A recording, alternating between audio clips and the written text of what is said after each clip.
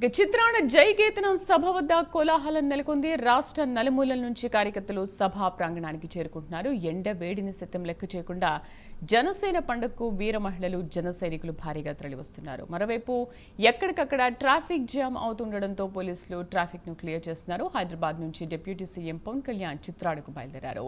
కాసేపట్లో పార్టీ అధినేత సభా ప్రాంగణానికి చేరుకున్నారు. ఇక చిత్రాల సభా ప్రాంగణం నుంచి మరింత సమాచారం మా అసోసియేట్ ఎడిటర్ రాజు అందిస్తారు. రాజు, ఇవాళ ఇంతమంది జన సైనికులు కానీ వీర మహిళలు కానీ వీళ్లే కాకుండా దేశ విదేశాల నుంచి కూడా ఇంతమంది ఈ ఆవిర్భావ సభకు తరలి రావడానికి కారణం ఏంటి? అంటే లాస్ట్ ఇయర్ ఆవిర్భావ సభకు ఈ సభకు చూసుకుంటే ఈసారి ఎంతమంది జన సైనికులు పెరిగారనుకోవచ్చు? ఎందుకంటే డిప్యూటీ సీఎం హోదాలో ఉన్నారనా, లేకపోతే అక్కడ పార్టీ మీద అభిమానమా, లేకపోతే అక్కడ ఒక స్టార్ చరిష్మా చూడడానికి వస్తున్నారు అనుకోవచ్చా?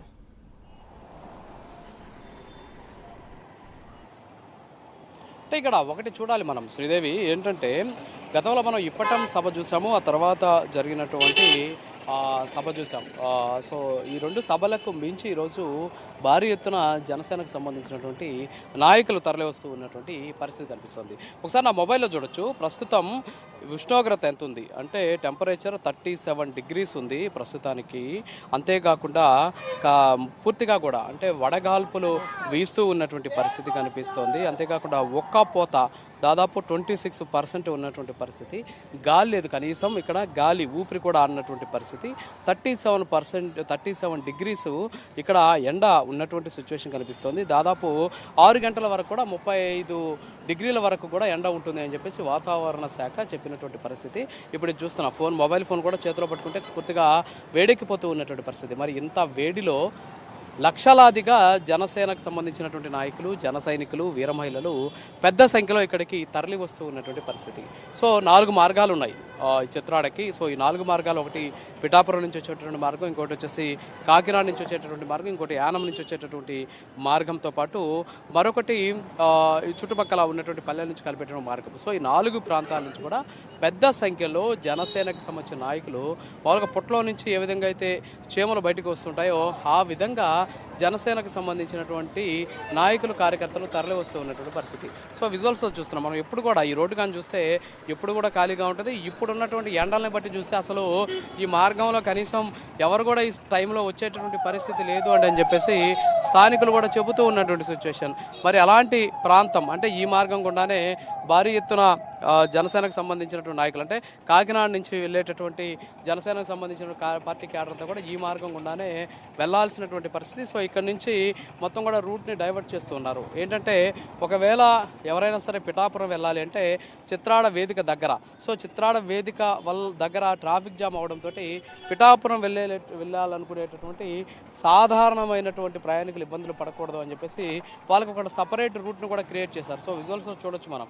ఆ సపరేట్ రూట్ కూడా ఆ రూట్లోకి మళ్లిస్తూ ఉన్నటువంటి సిచ్యువేషన్ మనకు కనిపిస్తుంది. సో మొత్తానికైతే దాదాపు 2 లక్షల మంది వరకు కూడా సీటింగ్ కెపాసిటీని ఏర్పాటు చేశారు.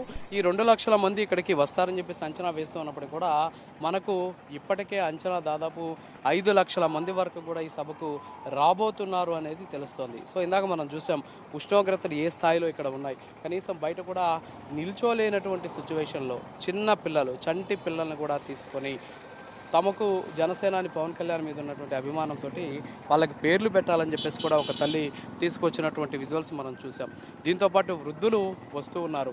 అంటే జనసేనాని పవన్ కళ్యాణ్ అంటే అది క్రేజు, లేకపోతే ఆయన మీద ఉన్నటువంటి ఏదో ఒక రకమైనటువంటి అభిమానం అనే దానికంటే నిజంగా భక్తి అనేది మనకు తెలుస్తూ ఉన్నటువంటి సిచ్యువేషన్ ఉంది.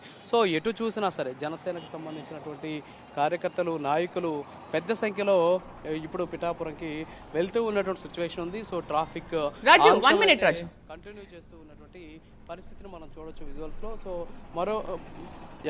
రాజు, అయితే వికలాంగులు కానీ బాలింతలు కానీ ఎక్కడెక్కడి నుంచో తరలి వస్తున్నారు. ఎంతో దూరం నుంచి వచ్చామని చెప్పి ఇందాక ఒక వికలాంగుడు హ్యాండిక్యాప్డ్ అతను కూడా మాట్లాడారు. బట్ ఎండను సైతం లెక్క చేయకుండా సభకు తరలి వస్తున్నారు. అండ్ నేను ఆయన్ని కలుస్తాను, ఆయన్ని కలిసే అవకాశం కూడా ఇస్తే బాగుండని ఇంతకుముందు వికలాంగుడు మాట్లాడాడు.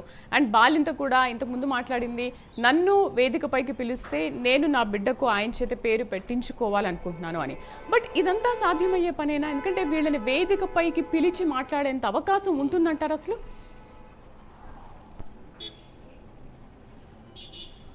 ఖచ్చితంగా అలాంటి సిచ్యువేషన్ లేదు. ఎందుకంటే ఇక్కడ ఇప్పటికే సభకు సంబంధించినటువంటి డిజైన్ జరిగిపోయింది. ఏంటంటే ఆ డిజైను ఎవరిని తీసుకురావాలి, ఎవరితో మాట్లాడించాలి అనే దాని మీద పార్టీకి సంబంధించినటువంటి ఒక డెసిషన్ ఆల్రెడీ తీసుకున్నటువంటి పరిస్థితి ఉంది. ఏంటి అంటే అది ఎవరితో మాట్లాడించాలి అనేటటువంటి దానికి సంబంధించి ఇప్పటికే ఒక నిర్ణయం అయితే వాళ్ళు తీసుకున్నటువంటి సిచ్యువేషన్ ఉంది. సో ఈ నేపథ్యంలోనే వీళ్ళు మాట్లాడించేటటువంటి ప్రయత్నం కూడా చేస్తూ ఉన్నటువంటి పరిస్థితి ఉంది. అంటే ముఖ్యంగా ఇప్పుడు మనకున్నటువంటి సమాచారం మేరకు కేవలం పార్టీకి సంబంధించినటువంటి నాయకులు కావచ్చు, కార్యకర్తలు కావచ్చు, అంతేకాకుండా భారీగా పార్టీ కోసం అంటే గతంలో మనం చూసాం ఏదైనా ఇతర పార్టీలకు సంబంధించినటువంటి సభలు చూస్తే అంతా కూడా ఒక స్థాయి ఉన్నటువంటి నాయకులు మాత్రమే మాట్లాడాలి, వాళ్ళు మాత్రమే ఆ పార్టీ అధినేత కంట్లో పడాలి అని చెప్పేసి చూసేటటువంటి పరిస్థితి. కానీ ఇప్పుడు అలాంటి సిచ్యువేషన్ లేదు. ఇక్కడ అంతా కూడా సామాన్యులకి అవకాశం కల్పించారు. ఒకవేళ మీరు చెప్పినట్టు ఇందాక ఆయన ఆ వికలాంగుడు ముందుగా కానీ పార్టీకి సంబంధించినటువంటి ఏదైతే ఆ కమిటీని కానీ సంప్రదించి ఉన్నట్లయితే ఆయన భావాలను చెప్పుకునేందుకు ఖచ్చితంగా అవకాశం కల్పించేవారు. ఎందుకంటే ఇప్పుడు ఉన్నటువంటి పరిస్థితుల్లో క్రౌడ్ మేనేజ్మెంట్ చేయాలి, వచ్చినటువంటి వాళ్ళకి ఏర్పాట్లు చేయాలి, అంతేకాకుండా వచ్చినటువంటి వాళ్ళకి ఎలాంటి ఇబ్బందులు లేకుండా చూడాలి. కాబట్టి ఇప్పటికే ఎవరితో మాట్లాడించాలి అనే దాని మీద ఒక డెసిషన్ తీసుకున్నారు. ఒకవేళ కాకతాళీయంగా అంటే వచ్చి మాట్లాడండి అని చెప్పి కానీ కోరితే సో ఇలాంటి వ్యక్తులకు అవకాశం కల్పించేదానికి ఛాన్సెస్ ఉంటాయి. సో విజువల్స్లో చూస్తున్నాం బస్సుల్లో మహిళలను కూడా తరలిస్తూ అంటే బస్సుల్లో మహిళలు కూడా వెళ్తూ ఉన్నటువంటి పరిస్థితి మనం చూస్తున్నాం. సో మహిళలతో పాటు ఎస్పెషల్లీ చుట్టుపక్కల ప్రాంతాలకు చెందినటువంటి చాలామంది అంటే వీళ్ళంతా కూడా స్వచ్ఛందంగానే వస్తున్నారనేది మనకు తెలుస్తోంది. ఆటోల్లో వస్తున్నారు కొంతమంది, అంతేకాకుండా కారుల్లో వస్తున్నారు కొంతమంది, బైకుల్లో కూడా వస్తూ ఉన్నటువంటి విజువల్స్ని మనం చూడొచ్చు. అంటే అన్ని దారులు కూడా అంటే పిఠాపురం వెళ్ళేటటువంటి అన్ని దారులన్నీ కూడా మొత్తం కూడా జన సంద్రంగా మారుతూ ఉన్నటువంటి పరిస్థితి. సో బైక్స్లో కూడా అంటే ఎండ ఏ స్థాయిలో ఉంది అనేది మనం చూస్తున్నాం.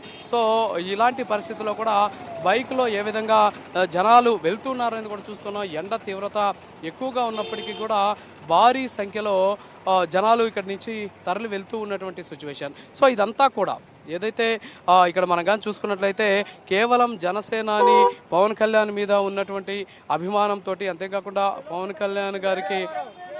కళ్యాణ్ గారికి సంబంధించినటువంటి పార్టీ కార్యకర్తలు, నాయకులంతా కూడా వెళ్తూ ఉన్నటువంటి సిచ్యువేషన్. కేవలము జనసేనాని పవన్ కళ్యాణ్ గారిని చూడాలి, ఆయన మాట్లాడేటటువంటి స్పీచ్ని వినాలి, ఆయన ఏం మాట్లాడతారు అంటే ఇప్పటి వరకు ఒక లెక్క, ఇవాళ ఒక లెక్క అనేది ఇక్కడ స్పష్టంగా తెలుస్తుంది. ఏంటి ఇవాళ ఒక లెక్క అంటే ఇప్పుడు అధికారంలోకి వచ్చినటువంటి పరిస్థితి. సో అధికారంలోకి వచ్చినటువంటి నేపథ్యంలో సో ఆయన ఏ విధంగా ప్రసంగిస్తారు, ఆయనకు సంబంధించినటువంటి స్పీచ్ ఎలా ఉండబోతోంది అనేది ఖచ్చితంగా ప్రతి ఒక్కరు కూడా ఆసక్తిగా గమనిస్తూ ఉన్నటువంటి పరిస్థితి, ఆసక్తిగా ఎదురు చూస్తూ ఉన్నటువంటి సిచ్యువేషన్ ఉంది. మరి ఈ నేపథ్యంలోనే సో మొత్తం కూడా అంటే ఎటువైపు చూసినా సరే అంటే వాహనం ఏదైనా కానీ ఆ వెళ్ళేటటువంటి మార్గం మాత్రం పిఠాపురం అనేది మనకి ఇక్కడ స్పష్టంగా తెలుస్తూ ఉన్నటువంటి సిచ్యువేషన్ ఉంది. సో పార్టీకి సంబంధించినటువంటి నాయకులు వెళ్తున్నారు, కార్యకర్తలు వెళ్తున్నారు, సామాన్య కార్యకర్తలు కేవలం ఏదో ఏసీ కారుల్లోనో ఏసీ బస్సుల్లోనో కాకుండా చాలామంది వాస్తవంగా వస్తూ ఉంటే వాళ్ళంతా కూడా సాధారణ అంటే కార్యకర్తలు వాళ్ళంతా కూడా. సో విజువల్స్ చూడొచ్చు బస్సుల్లో భారీగా వెళ్తూ ఉన్నటువంటి పరిస్థితులు మనం చూస్తూ ఉన్నాం. సో పార్టీలకు సంబంధించినటువంటి కార్యకర్తలు, నాయకులంతా కూడా పెద్ద సంఖ్యలో వెళ్తూ ఉన్నటువంటి పరిస్థితి. సో బస్సుల్లో అయితే భారీ ఎత్తున అంటే బస్సులన్నీ కూడా పిఠాపురం వైపు వెళ్తున్నాయి.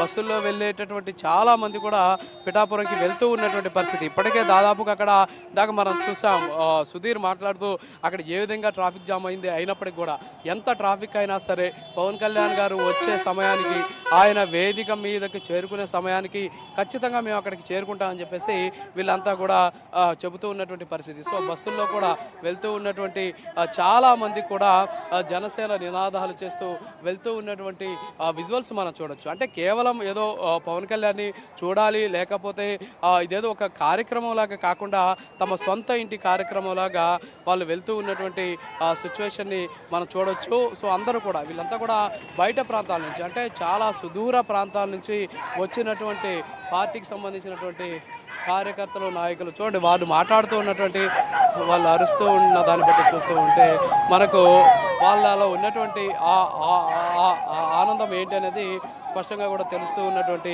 ఆ సిచ్యువేషన్ చూడొచ్చు. సో అందరూ కూడా అంటే ఒక రకంగా చెప్పాలంటే ఆ వేడికి కనీసం పాపం వాళ్ళు ఆ వేడిని తట్టుకోలేక వాళ్ళ పరిస్థితి ఎలా ఉందో చూడొచ్చు మనం ఆ బస్సులో పరిస్థితి. సో వాళ్ళంతా కూడా అంటే అయినప్పటికీ కూడా అంటే అంత కష్టపడుతున్నప్పటికీ కూడా అంటే దాదాపు 37 డిగ్రీల సెల్సియస్ ఉష్ణోగ్రతలు నమోదవుతున్నటువంటి నేపథ్యంలో